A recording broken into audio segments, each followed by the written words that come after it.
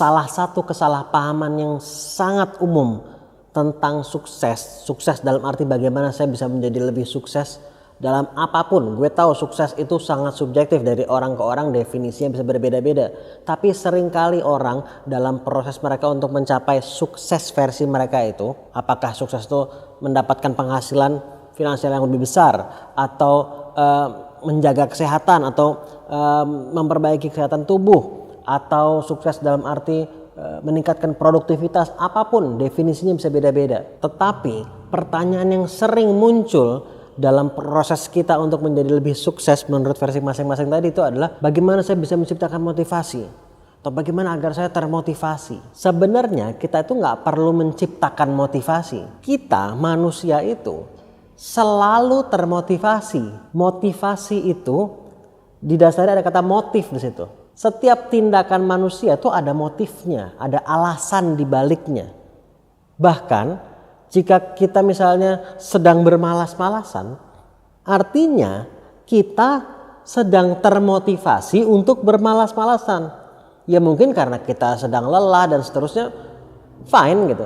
Tapi pahami itu pun ada motivasi di baliknya.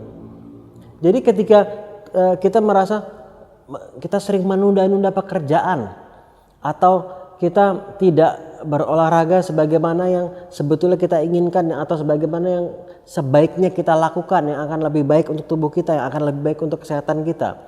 Tapi alasan kamu tidak melakukan apa yang sebetulnya di otak kamu itu kamu ketahui itu perlu dilakukan, itu juga ada motivasinya. Karena semua hal yang kita lakukan dan hal yang tidak kita lakukan itu artinya disitulah motivasi kita saat itu. Jika kita lebih memilih untuk menunda pekerjaan daripada menyelesaikannya, artinya kita sedang termotivasi untuk melakukan hal lain ketimbang menyelesaikan apa yang perlu dilakukan.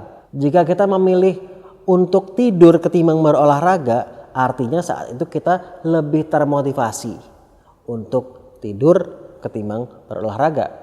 Mungkin karena memang capek, tapi bisa jadi karena emang nggak kepengen aja, sebetulnya udah tidur lama. Terus pertanyaannya jadi sebetulnya bukan soal menciptakan motivasi, karena kita tuh sebetulnya selalu termotivasi. Yang lebih penting jadi adalah mengelola motivasi, bukan menciptakan. Karena kita selalu dalam kondisi termotivasi untuk melakukan sesuatu. Tapi bisa jadi motivasi kita dari momen ke momen itu tidak selalu baik dampaknya untuk kita. Jadi mengelola motivasi agar lebih banyak yang kita lakukan itu yang berdampak positif untuk kita, dimulai dengan menyadari dulu. Kita agar bisa mengelola dengan baik, kita perlu paham apa yang mau kita kelola ini. Kita paham gak sih apa yang kita kelola? Kita mau mengelola motivasi, paham gak sih motivasi? Paham gak sih bahwa kalau kita tuh sebetulnya selalu termotivasi? Jika tadi kita tidak menyadari atau mungkin karena belum paham, oh ternyata saya selalu termotivasi ya sebetulnya. Manusia tuh ternyata tidak bisa ya tidak termotivasi selama dia sedang terjaga, lain kalau mungkin lagi tidur gitu. Tapi selama kita terjaga kita tidak mungkin tidak termotivasi. Kalau tadinya kita nggak tahu, sekarang kita jadi tahu. Dengan kita mengetahui dan memahami, jadi kita bisa mengelolanya dengan baik atau dengan lebih baik. Jadi pertama pahami dulu, yaitu kita tidak perlu menciptakan motivasi karena kita selalu dalam kondisi termotivasi. Pertanyaan selanjutnya adalah untuk bisa mengelola dengan baik. Saat ini saya sedang termotivasi untuk melakukan apa? Mulai dari awareness dulu, menyadari dulu. Setiap perubahan agar efektif itu dimulai dengan kesadaran dulu. Menyadari dengan bertanya. Nah, cara menyadari gimana? Bertanya. Ketika lo ternyata memilih untuk melakukan sesuatu yang sebenarnya di otak lu tahu gue sebaiknya jangan melakukan ini. Misalnya tadi gue ada pekerjaan yang harus gue selesaikan, tapi gue malah scrolling sosial media, nonton YouTube misalnya. Atau ketika tadi lu harus lu perlu menjaga pola makan lu justru makan makanan yang sebetulnya lu tahu di otak lu itu nggak sehat untuk lu, berdampak negatif terhadap tubuh lu atau membahayakan bahkan macam-macam. Tapi ketika lu punya kecenderungan termotivasi untuk melakukan sesuatu yang sebetulnya di otak kita tahu itu sebaiknya tidak kita lakukan, tapi jika kita masih tergerak ke sana, nah untuk mulai mengubahnya, pertama tadi menyadari artinya di saat itu gue lebih termotivasi untuk melakukan hal-hal yang di otak tadi sebetulnya tahu itu nggak baik. Dan nggak usah menyalahkan diri sendiri. Jadi jangan judgmental juga sama diri sendiri. Hanya ini adalah proses lebih mengenal, lebih memahami diri dulu.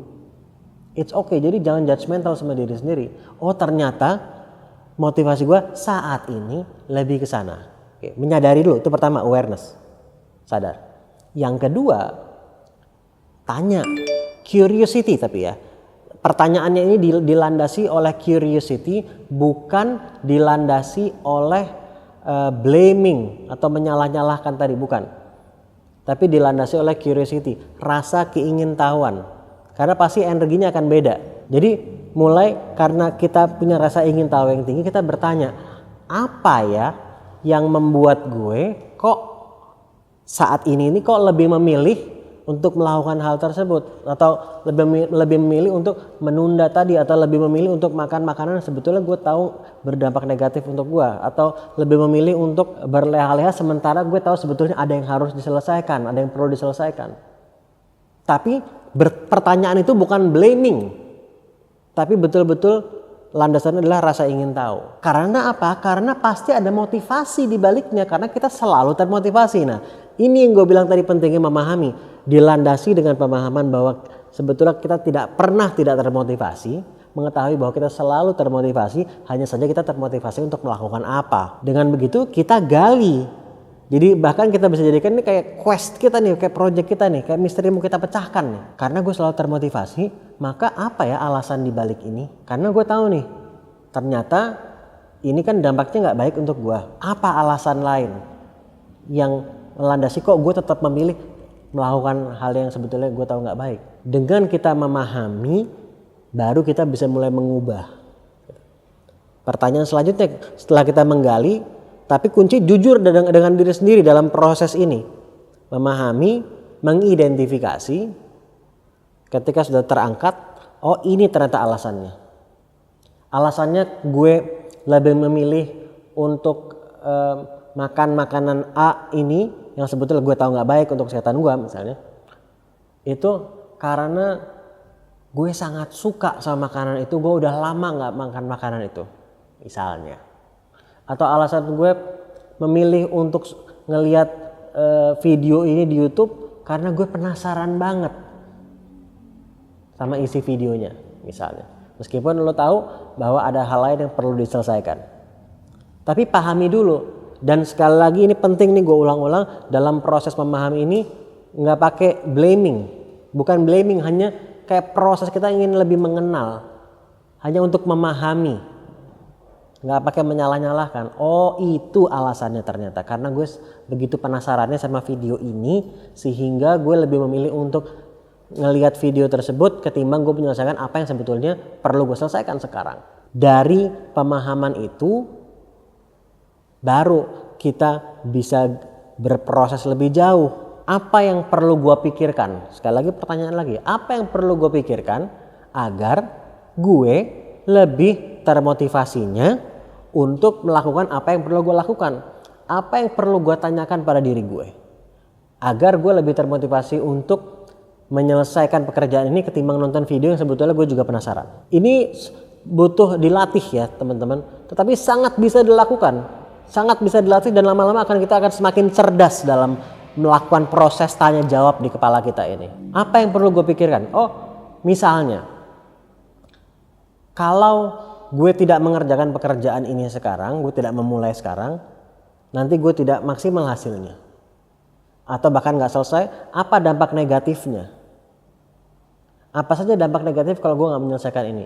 Misalnya, pekerjaan gue gak maksimal, mungkin dampaknya terhadap karir gue apa? Dampaknya terhadap finansial gue bisa jadi seperti apa? Dampaknya terhadap kepuasan klien gue atau atasan gue seperti apa? Dampaknya terhadap rasa percaya diri gue seperti apa?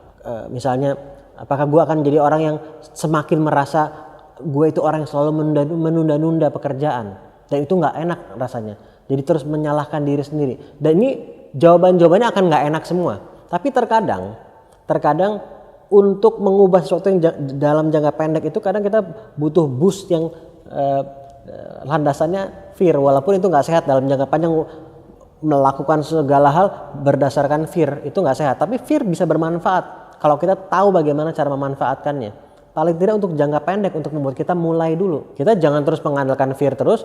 Paling tidak untuk mengubah kita untuk dari tadi bermalas-malasan atau nonton video yang sebetulnya kita ada kerjaan lain, kita bisa gunakan fear dengan pertanyaan-pertanyaan seperti tadi. Waduh, gue nggak mau itu terjadi. Gue nggak mau menjadi orang yang terus menyalahkan diri gue, kan? Gue nggak mau terus menjadi orang yang bahkan bilang bahwa gue itu adalah orang yang suka menunda-nunda. Gue nggak ingin terus menjadi orang seperti itu. Gue nggak ingin nanti berdampak negatif terhadap karir gue nggak ingin berdampak negatif terhadap kondisi finansial gue atau bagaimana gue nanti dengan atasan gue dan seterusnya. Apapun lo bisa bawa kemana-mana ke berbagai macam aspek hidup lo yang berbeda-beda. Tanyakan pertanyaan-pertanyaan seperti itu. Yes, itu bisa membantu kita untuk akhirnya di saat itu ketimbang memilih untuk meneruskan nonton video tadi, akhirnya pindah, oke gue mulai kerjaan ini. Itu artinya kita memanfaatkan fear untuk kebaikan kita. Fear itu tidak selalu negatif, bisa bermanfaat. Kayak misalnya orang takut dosa. Takut dosa itu bermanfaat, ya kan? Karena membuat kita jadi menghindari hal-hal yang tidak baik. Jadi fear itu ada manfaat, tapi kalau dalam jangka panjang semua tindakan kita itu karena fear, itu juga nggak sehat. Nah, tapi untuk memulai tadi it's okay. Setelah itu kita kan juga bisa bertanya, kalau ini gue selesaikan, kalau gue mulai sekarang dan ini bisa gue selesaikan dengan baik, apa dampaknya terhadap kinerja gue, terhadap performance gue, terhadap rasa percaya diri gue, self esteem gue.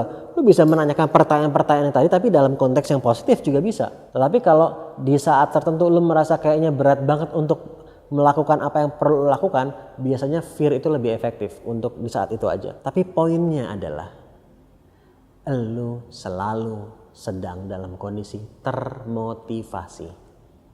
Jadi kita perlu ngulik ke dalam. Gue ini saat ini sedang termotivasinya untuk apa? Oh, ternyata gue sedang termotivasi untuk melakukan hal yang gak baik. Gimana agar gue termotivasi untuk yang baik? Jadi bagaimana agar gue bisa termotivasi? Bukan itu pertanyaannya. Karena lu selalu termotivasi. Orang kan suka nanya begitu. Bagaimana agar saya bisa termotivasi? Lu selalu termotivasi. Tapi pertanyaannya lu termotivasinya ngapain? Untuk melakukan apa? Dengan pemahaman begitu, kita bisa lebih cerdas mengelola si motivasi ini. Si motif ini. Motif itu apa sih? Alasan. Motif itu adalah alasan. Alasan kita melakukan sesuatu itu motif. Artinya untuk motivasi itu berubah, kita perlu menemukan alasan lain. Kalau saat ini alasannya adalah karena ini video ini gue penasaran banget. Alasannya adalah untuk memenuhi rasa penasaran gue akan apa isi video ini.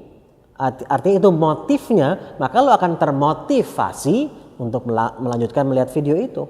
Untuk motivasinya berubah, temukan motif lain. Dengan kata lain, temukan alasan lain. Makanya tanyakan. Karena otak kita tuh cerdas kok.